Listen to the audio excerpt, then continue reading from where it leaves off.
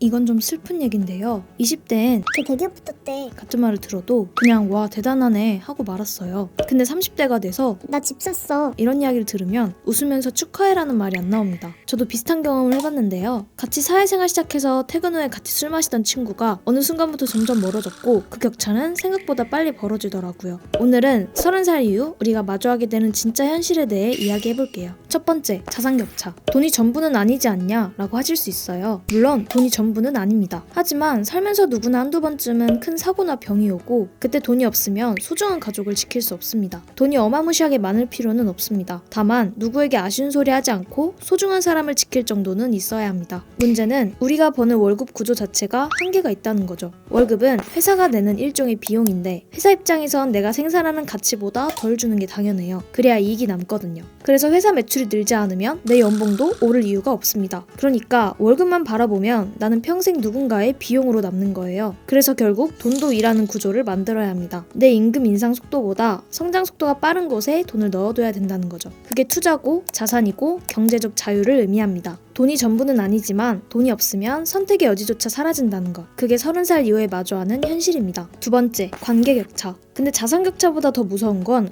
관계격차입니다. 어릴 때 같이 떡볶이 먹던 친구가 지금도 나랑 같은 생각을 한다고 믿는 건 큰 착각이에요. 자산격차가 크게 벌어지면 두 사람은 완전히 다른 세계에 살게 되죠. 돈 벌더니 사람이 변했네 라고 생각하실 수 있는데 그게 아니라 생각이 변했고 발전했기 때문에 돈을 번 겁니다. 이건 완전 다른 거거든요. 자산격차가 심하게 나면 일단 대화가 잘 안 통합니다. 자산에 대한 태도, 관심사 등이 조금씩 달라지면서 멀어지게 됩니다. 단지 돈이 많아서 우월해지는 게 아니라 관심사가 달라서 관계 유지가 힘들어집니다. 내 고민이나 걱정을 말해도 집도 있는데 무슨 걱정이야? 자랑하는 거야? 이런 반응만 돌아와서 점점 대화 자체를 피하게 되죠. 결국 비슷한 사람들끼리만 어울리게 됩니다. 세 번째, 외모 경쟁력이 줄어든다. 여러분들이 30대가 되면 아주 재밌는 상황이 생길 거예요. 바로 뭐냐면 얼굴은 멀끔한데 회사에서 평가가 최악인 사람이 있는 반면 외모는 평범하지만 회사에서 엄청 잘 나가는 사람들이 나타납니다. 신입 때는 인물이 잘나면 뭐래도 돋보이니까 인정을 잘 받는단 말이에요. 근데 30대가 되면 오직 실력으로만 평가받기 시작해요. 외모로 주목받던 동기도 실력이 안 되면 가차없이 밀려납니다. 반대로 외모는 평범했던 동료가 일 잘하는 모습 하나로 회사의 중심으로 올라서기도 합니다. 물론 여기서 말하는 건 타고난 외모의 차이예요. 깔끔하게 입고 다니고 자기 관리를 잘하는 건 여전히 중요합니다. 특히 위생이나 냄새 관리가 부족하다면 그건 분명히 감점 요인이에요. 네 번째, 이제 내 지식은 최신 지식이 아니다. 20대에는 내가 알고 즐기는 모든 게 최신 버전이죠. 내가 듣는 음악, 쓰는 앱, 입는 옷 등등. 하지만 30대가 되면 상황이 완전 달라집니다. 내가 하는 이야기가 20대한테는 옛날 얘기처럼 들리고 10대들한테는 더 까마득한 옛날 얘기처럼 들려요.